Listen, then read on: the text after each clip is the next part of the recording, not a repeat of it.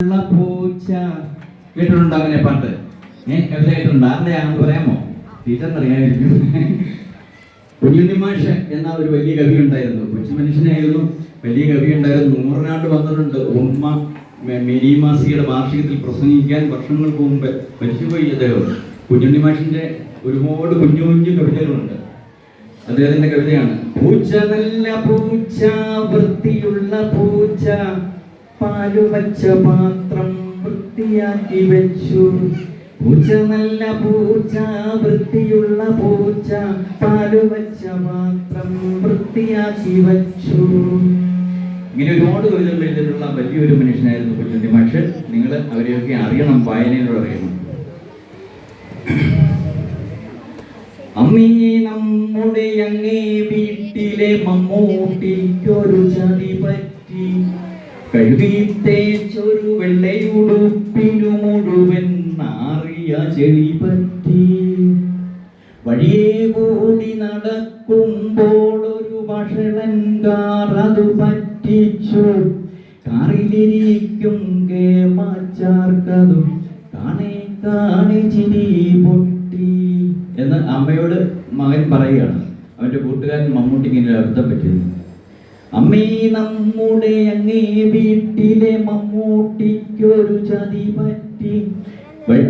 കഴുകി തേച്ചൊരു വെള്ളയുടുപ്പിനു മുഴുവൻ ചെളി പറ്റി. അത് മറന്നു പോയല്ലേ, കേട്ടോ? അപ്പൊ അമ്മ മകനോട് പറയാണ്, അവന് സമാധാനിപ്പിക്കുകയാണ്. കറിയിരുന്നാൽ മോനെ ചിലയിലോനെ മറന്നിടും, താഴെയിറങ്ങും നേരത്തവരുടെ മേലും കാലം ചെളി വീഴ്ത്തും. കാറിലിരുന്നാൽ മോനെ ചിലരി ലോകം താനെ മറന്നിടും, താഴെയിറങ്ങും നേരത്തവരുടെ മേലും കാലം ചെളി വീഴ്ത്തും എന്നാണ്. കുട്ടികളത് മനസ്സിലാക്കിയിരിക്കേണ്ട ഒരു കാര്യമാണ്. നമ്മൾ കാറിലൊക്കെ സഞ്ചരിക്കുമ്പോൾ ഈ ലോകമൊക്കെ മറന്നുപോകും. ഇപ്പം പിന്നെ എല്ലാവർക്കും കാറുണ്ട്. കാർ ഒരു സിമ്പലാണ്.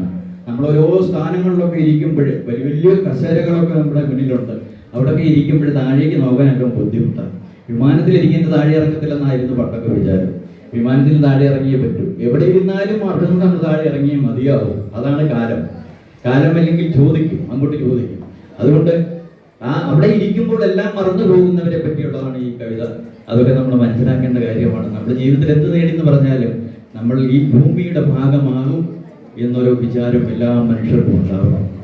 നമ്മുടെ മുഖവും മണ്ണിൽ നിന്നാണ് നമ്മൾ ഉണ്ടാകുന്നത്, മണ്ണിലേക്ക് നമ്മൾ തിരിച്ചു പോവുകയും ചെയ്യും. നമ്മൾ അഹങ്കരിച്ചിട്ട് യാതൊരു കാര്യവുമില്ല. ഈ ഇത്തിരി മാത്രം സമയമേ നമുക്ക് ഈ ഭൂമിയിൽ ജീവിക്കാനുള്ള അനുവാദമുള്ളൂ. ഇതിനിടയിൽ നമ്മൾ ചെയ്യാൻ പാടുള്ളതും ചിന്തിക്കാൻ പാടുള്ളതും ഒക്കെ മാത്രമേ ചെയ്യുകയും ചിന്തിക്കുകയും പ്രവർത്തിക്കുകയും ഒക്കെ ചെയ്യാറുള്ളൂ. മറ്റുള്ളവരെ സ്നേഹിക്കുക എന്നുള്ളതാണ് അടിസ്ഥാനപരമായ ഏറ്റവും വലിയ ഒരു ദൗത്യം, ജീവിത ദൗത്യം എന്ന് പറയുന്നത്. മറ്റുള്ളവരെ സ്നേഹിക്കുക. ഈ അടുത്തടുത്തിരിക്കുന്ന ഈ കുട്ടികൾ അവർ ചിന്തിക്കുന്നില്ല അത് ഏത് ജാതിയാണ്, ഏത് മതമാണ് എന്ന്, ഏത് നിറമാണെന്ന് ചിന്തിക്കുന്നില്ല.